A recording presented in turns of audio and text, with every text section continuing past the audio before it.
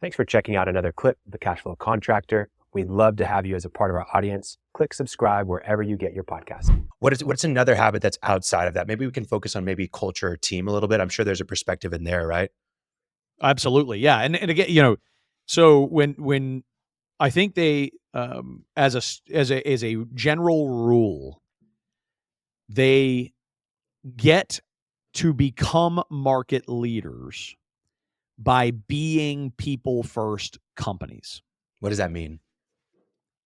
It means that they put relationships with their employees at the very top of their list of priorities. And they recognize that people today have a lot of options of where they work. They are inundated with recruiting. In the construction industry, are you kidding me? There's so much. There's a huge war for talent. Yeah. And so they know that, and they take nothing for granted, and they make it a priority to be an incredible place to work that takes great care of their people. And that comes before everything else. And if you prioritize that, those people take great care of your customers. If they take great care of your customers, and by the way, they give their all, right? They're optimally efficient. They don't take advantage of the company. They're not out there in the field, taking 2-hour cigarette breaks and hiding from people. They're working, right? Like they're getting stuff done because they work for a company that respects them and they respect the company. And, you create this virtuous cycle. So you're making better profits because you're not wasting money on people who are angry at the company.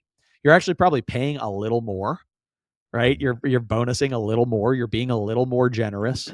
And the return on that is that, people like you more, and they're happier, and they give more, and all that kind of stuff. They take better care of your customers because all that is happening. Guess what else you get to do? You get to charge a couple extra bucks. Yeah, absolutely. Just a couple extra bucks. Nothing crazy, but a couple extra bucks. And because you can charge a couple extra bucks, you can make a little more profit than the next guy.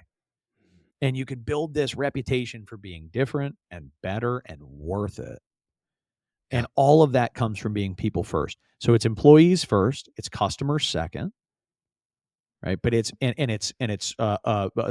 trade contractors, partners, all that kind of stuff. Guess what they are? They're your people. Yeah. You with me? If you're doing business through these folks, you better treat them like your people. You better treat them really well. You better be generous. You better be kind. You better be ethical.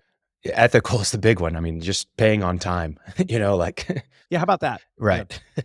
So, okay. Richard Branson said something along those lines. He said he just cared about his employees, didn't worry about his customers. Take care of them, they'll take care of the customers, and that'll all take care of you. Yeah. Yeah. It's and pretty I've well got for him.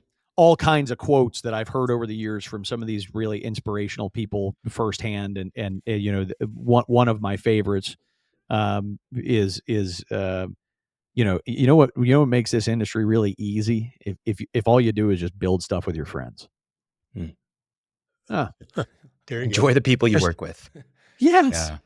Yeah. Hey, real quickly before we jump off that subject, when you get a bad fit, and it's a bad fit, like it's a cultural fit, somebody's technology, they can do either the technology, the machinery, the craft, the whatever. What do you do? What do you tell your people you're consulting with when it's a bad fit culturally? I hate to scare people. I really hate to scare people, but I got to answer the question. The question was asked directly. I'm going to answer directly. I tell them to fire people a lot. So the first thing that we do is we start with an organizational discovery, and we get to know everybody in the company. We talk to everybody. We hear, we see it, we hear it, we feel it, we put our hands around it.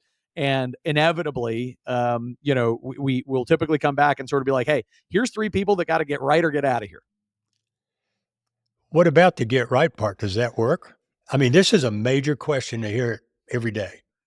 Oh man, he's been with us all this time. He's good at this. He's got a family. It's Christmas time, blah, blah, blah, blah, blah, blah.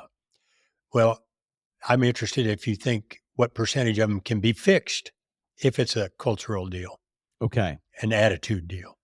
About 30%, this is anecdotal, obviously off the hip, okay, but about 30% of the time, Okay.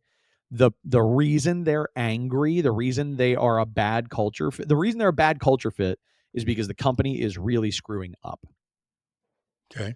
And so, Martin, when that is the case, when you've got somebody who is not in and of themselves a cancer, but you've got someone who is currently creating bad vibes because they are disgruntled for very legitimate reasons, those people can be salvaged.